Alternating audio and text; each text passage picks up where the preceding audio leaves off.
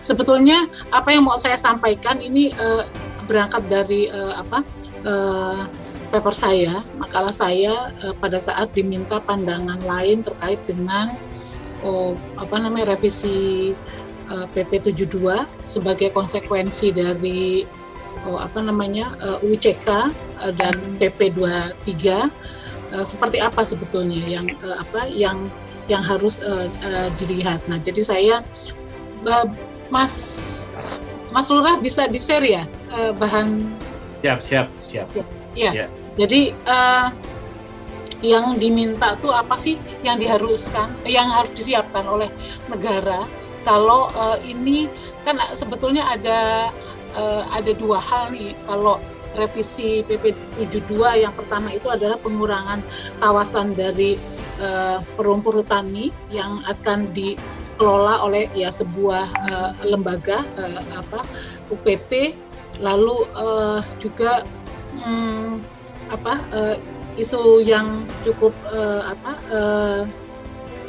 cukup besar bahwa ini kawasannya masuk dalam kebijakan penetapan kawasan hutan dengan pengolahan khusus, jadi KHDPK, yang itu nanti akan dikelola oleh rakyat, dalam bentuk perhutanan sosial. Nah, ini yang ditanyakan, dan saya mencoba memikirkannya, oke deh, apa yang harus disiapkan ya oleh negara kalau ini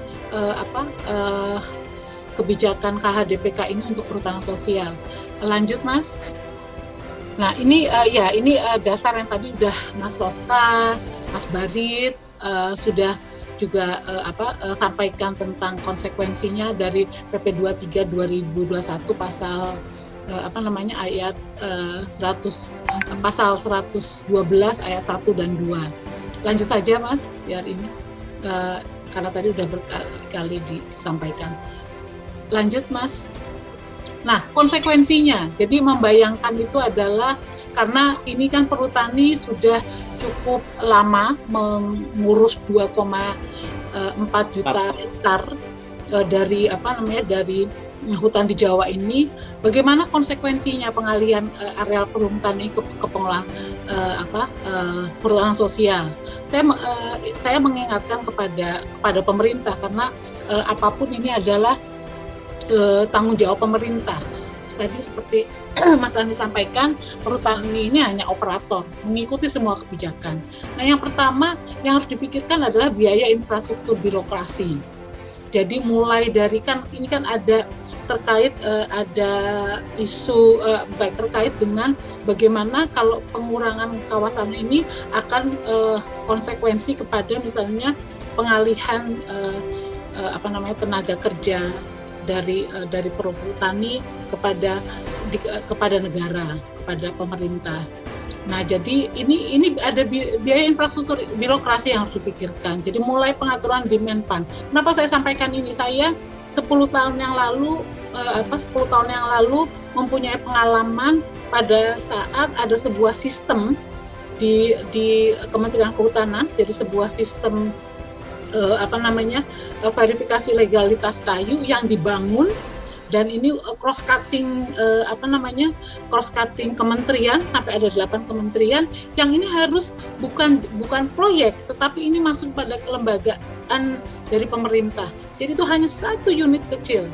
Nah, pada saat mengurusnya ini nggak mudah, karena pengaturan di Menpan ini tidak mudah. Nah, ini bagaimana ini berkaitan dengan rasionalisasi pegawai perhutani menjadi ke unit pelaksana teknis, misalnya pengelolaan di Jawa, lalu bagaimana biaya transisi, karena semua ini mengandung konsekuensi yang mau tidak mau negara harus pikirkan itu betul. Lalu biaya infrastruktur fisik kantor.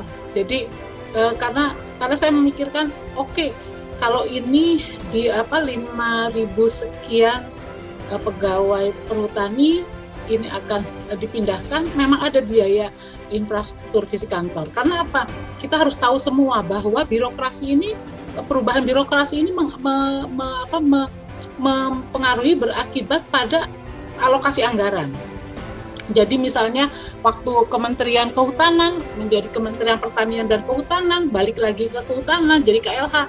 Ini ada biaya luar biasa yang harus dibayarkan oleh pemerintah. Jadi biaya kelembagaan, biaya, lalu juga kalau di perhutani ada biaya pengolahan aset yang diserahkan. Jadi dari perhutani ke negara, ya negara ini konsekuensi yang harus dipikirkan. Apakah dari negara begitu saja diberikan ke masyarakat pengelola PS? Nah, ini yang harus dipikirkan, dan ini ini adalah ada masa, karena ini kan tidak mudah. Jadi pada saat misalnya revisi PP 72 dikeluarkan, lalu perhutani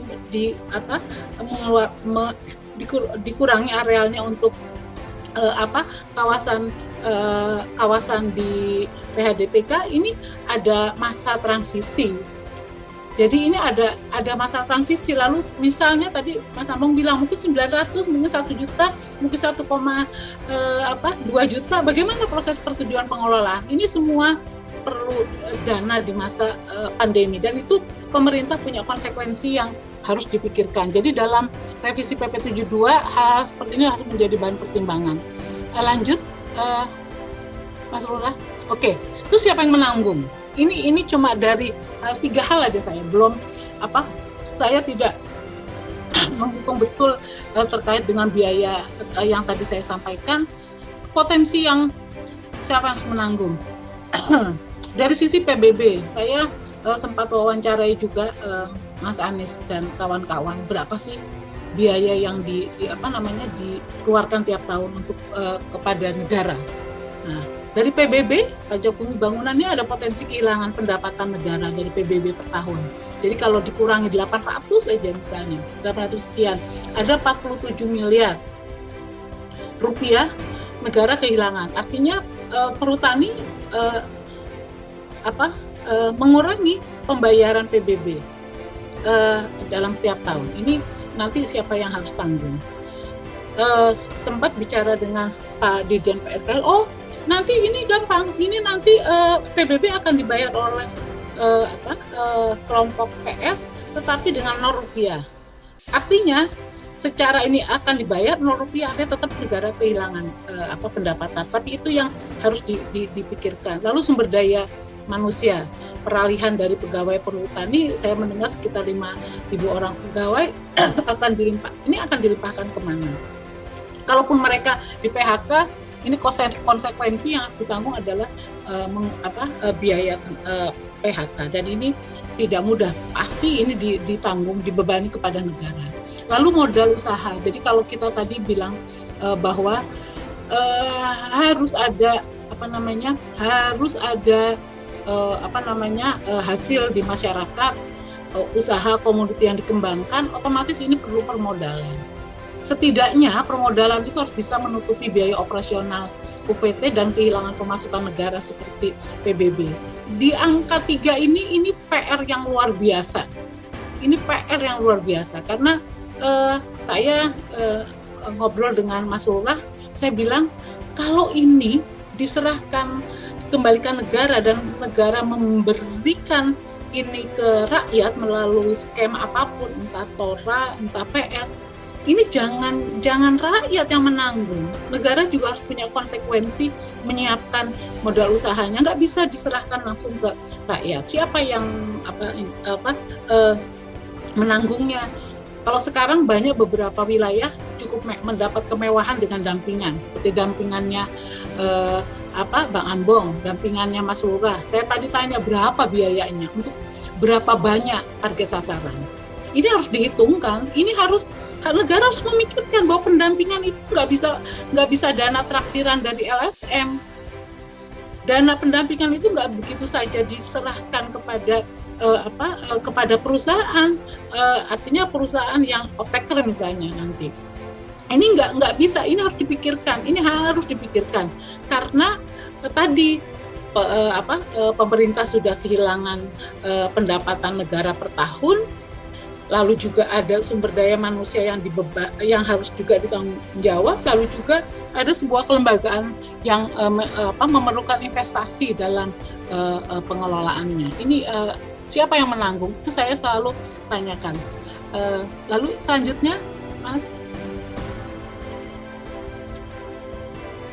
Oke.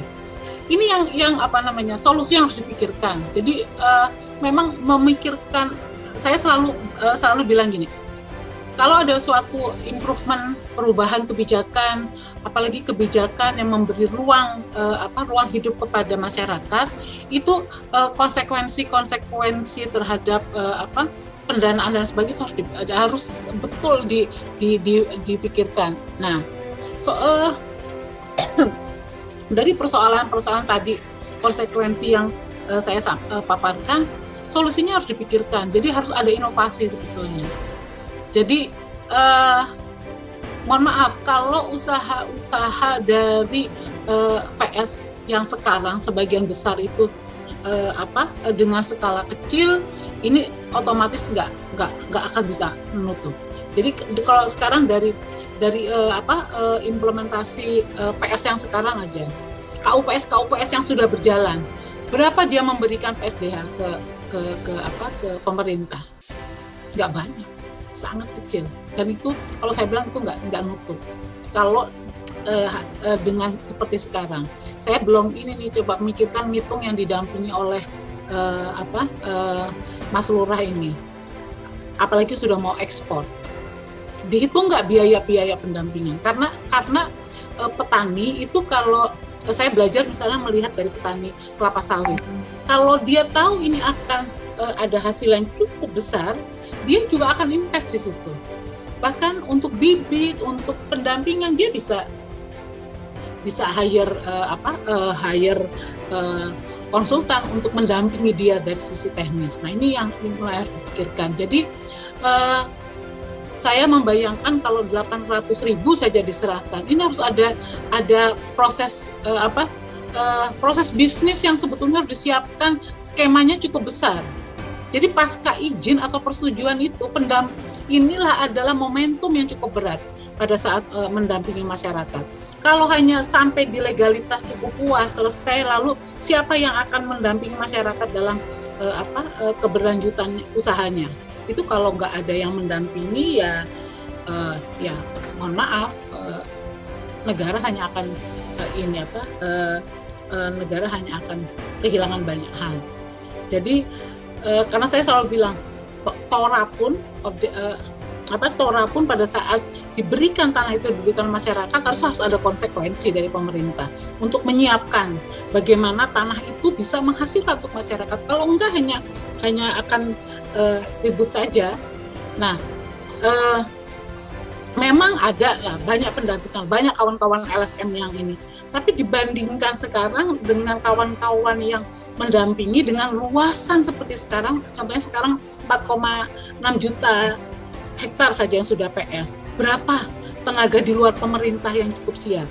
Jadi saya selalu bilang bahwa masyarakat yang saat ini didampingi oleh kawan-kawan LSM, didampingi oleh orang proyek, itu adalah kemewahan yang diterima oleh masyarakat yang didampingi. Tapi bagaimana masyarakat yang tidak mendapat pendampingan? Evaluasi saya di lapangan melihat mereka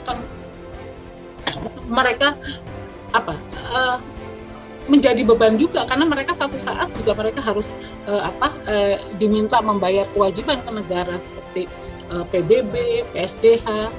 Nah, saya pikir solusi juga harus dipikirkan, karena kesempatan sekarang peluang masuknya green investment dari mitra pemerintah ini terbuka bagi masyarakat. Saya bilang bahwa ini kesempatan juga, kalau memang melalui skema BPDLH misalnya, BPDLH harus cukup cerdas juga melihat bagaimana peluang-peluang ini bisa dijadikan untuk masyarakat mengembangkan usahanya. Jadi legalitas lahan diserahkan saja tidak cukup.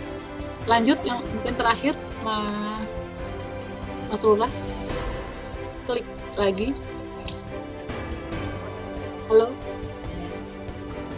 Ya. Nah, ini prakondisi yang harus disiapkan. Jadi saya selalu bilang bahwa memang setelah misalnya revisi PP 72 ini keluar, berapa yang dijadikan KHDPK, itu memang harus diselesaikan kawasan ini konfliknya, karena saya memang melihat apalagi di Jawa konflik yang luar biasa, dan ini harus ada pemerintah harus mengeluarkan anggaran ini untuk penyelesaian konflik.